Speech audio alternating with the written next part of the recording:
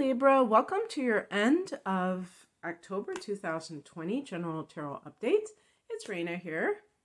So happy birthday to those of you who are born in the last 10 degrees of Libra. That sounds like happy birthday to all Libra people, even if you haven't, even if your birthday has already gone by. It just sounded so technical. And I hope you're having nice weather wherever you are at this time of year. And we're looking at the last half of the month, or thereabouts. Wow, look at all these major arcana cards. Amazing. Okay, this one kind of popped out. Did you see what that is? Lover's card, which is actually connected to Gemini, believe it or not. Doesn't seem like, it seems like it should be Libra, doesn't it? So the heart of the matter is the Moon card, which is a card that deals with what isn't said, the things that are not said, the psychic atmosphere around you. Sometimes this can indicate what you're getting involved in, what is leading you. I think I did this with my astrological readings because I was pointing out the fact that you have Uranus in your 8th house, which can indicate like these psychic experiences that seem to come out of nowhere, or even, I would even say kind of an enlightenment experience, even though the 12th house might be more of those kinds of,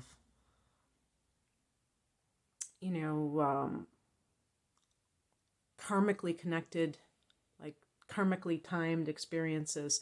The 8th house is Scorpio's house, and it deals with metaphysical matters. You might be getting more interested in the intuitive arts like astrology and the tarot yourself. And this is also a card for artists, people who are creative.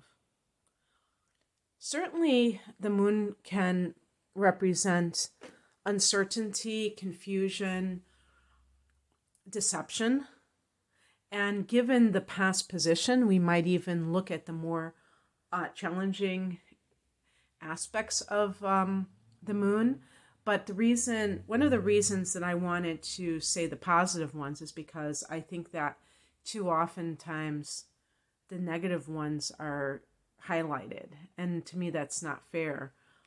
So in the past position, we have the Devil card, which is connected to Capricorn.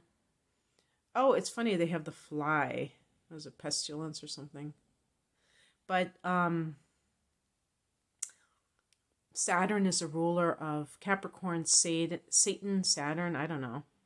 Does that ring a bell? But it's really about the pleasures of the flesh, greed, to me like a narcissistic personality who's really can be quite evil, diabolical. But on the surface, you think everything is okay, and hence the deception. By the way, the moon card could be mental illness and addiction. And certainly a person that the moon represents could have that tendency in their nature. The angle of the Devil card being kind of the pleasures of the flesh can be this lust or materialism, over materialism, that holds you back in something that you're doing. So whether it is that you're staying at a job for the money, and we could say, oh, well, that's not really greed. I mean, you need money to live, but it's like an offer you can't refuse. It's just like more money than even you need to survive. So the fact that you're doing it, or maybe you are doing things that you feel are beneath your nature, that are not really ethical, they're not your ethical standards, but you kind of are doing it for the money. That can weigh on your conscience. And in relationships, some kind of maybe like a sexual relationship that you can't find your way out of because it feels so addictive. This is also this is a card too of addictions. So we have two cards that can represent addiction. And, and Libra, I don't know. I mean, it's interesting because you're ruled by Venus. And so you would think, because Venus is all about pleasure, that Libra people would be especially susceptible to addiction. I don't know that to be the case. I'm even thinking about celebrities that are Librans. I think the one saving grace, any sign can be, can get addicted to something. But I think the saving grace with cardinal signs like Libra is that they will take action to change their circumstances, whereas some people will just keep going on and on. So the higher message is the Three of Wands, and this is a card, to me, ultimately, that expresses freedom. It's freedom of movement. I think this can even be about travel, but it's the sense of expansiveness, the sense of wanting new horizons. The mountains are in the backdrop, and I think in the Rider-Waite deck, the mountains are also featured because it is about that sense of expansion, growth, and it's a kind of entrepreneurial, I can never say that word, entrepreneurialship. So, I mean, it might be from some creative project that has kind of like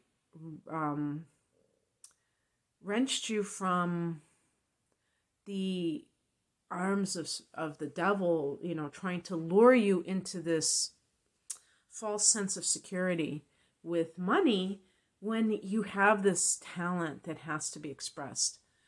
And you know it. You know that there's something that you want to share with the world. So something along those lines. In relationships, it can be something where you want a multi-dimensional relationship. You don't want a one-dimensional relationship. And, like even, the term that came into my mind is user buddies, if that makes any sense. When a person quits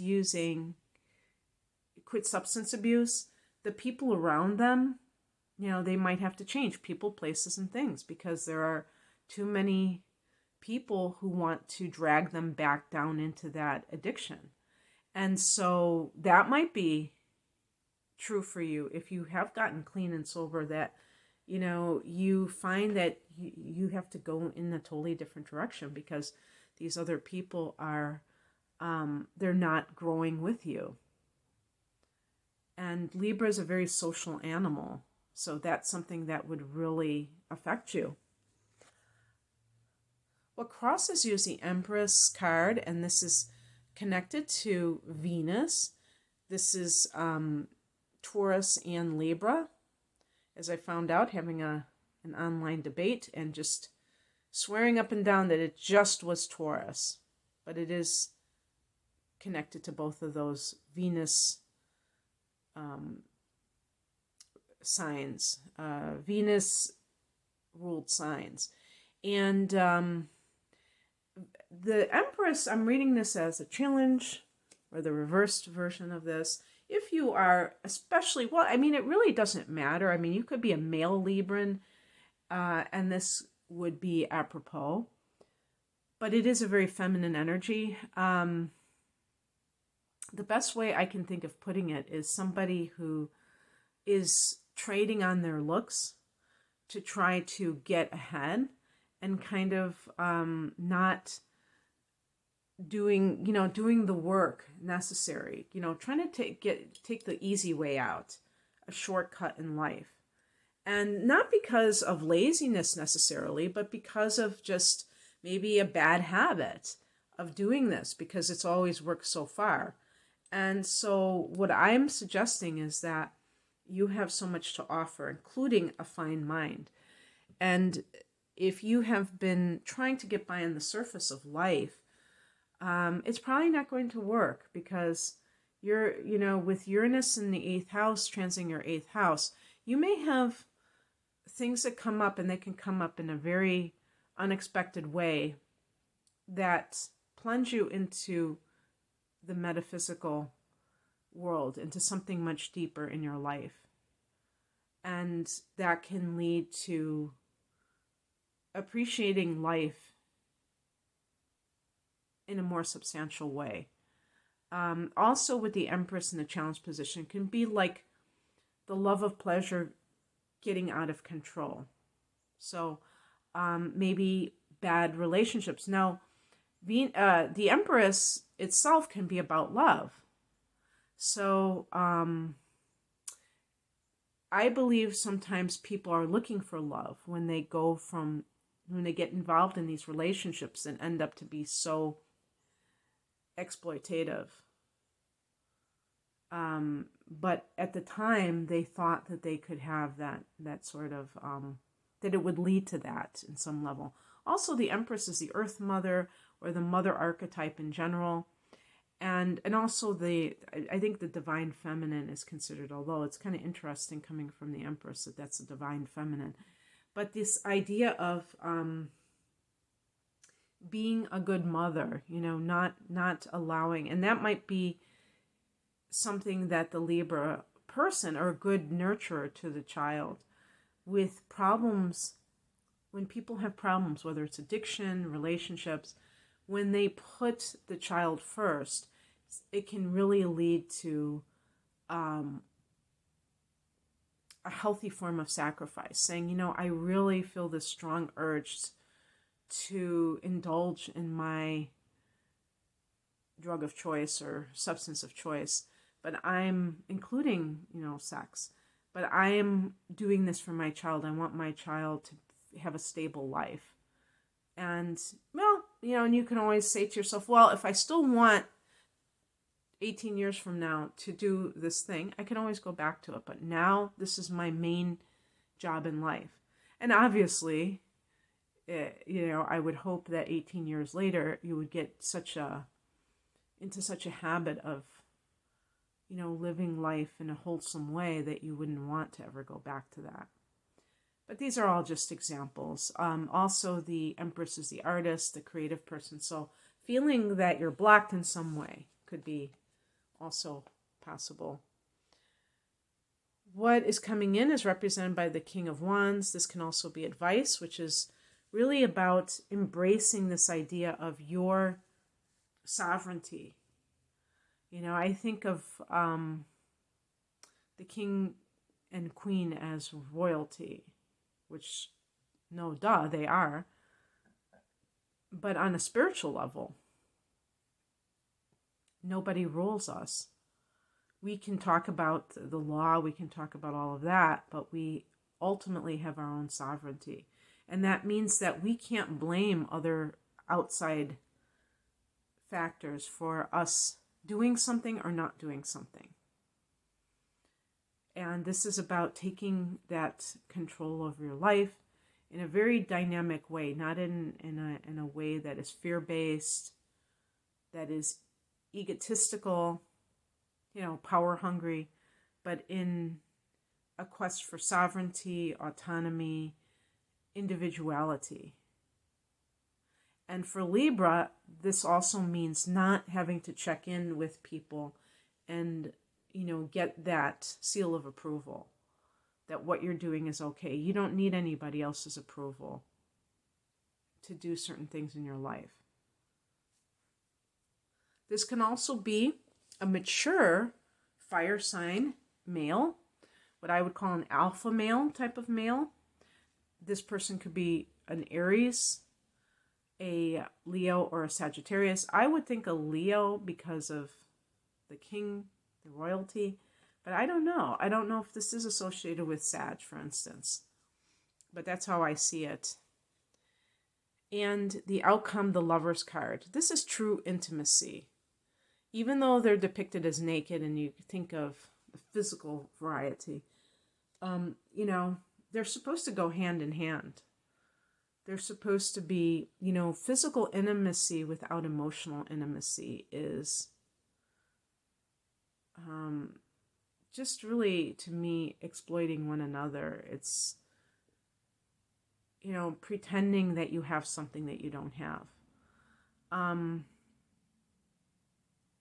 I think it's very risky, especially to women, because they try to be detached, and it doesn't really, I think it's wired within us to have emotional responses to these types of situations. This can indicate a choice that you have to make. Maybe it's about where to live. Maybe it's about whether or not to trust again somebody. Maybe you want to start a business, but you crave partnership. This is a card of partnership. And certainly if a Libra person is starting a business, they may be the kind of people who naturally want a partner. And perhaps that would be the best thing for you. So, in any case, I hope that this resonated and that you enjoyed it. If you would like a personal reading, the link is below for that.